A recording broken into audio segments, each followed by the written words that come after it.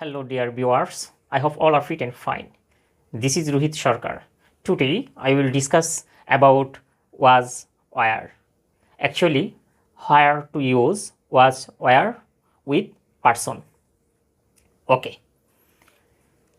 প্রিয় শিক্ষার্থীরা, এখানে দেখা যাচ্ছে আয়ের সাথে আমরা বসাবো ওয়াজ। ওকে, উইর সাথে ওয়ার গেল first person. Okay, second person only you our, you এর সাথে কি বসবে? ওয়ার বসবে। এখন আসি থার্ড পারসনগুলোতে।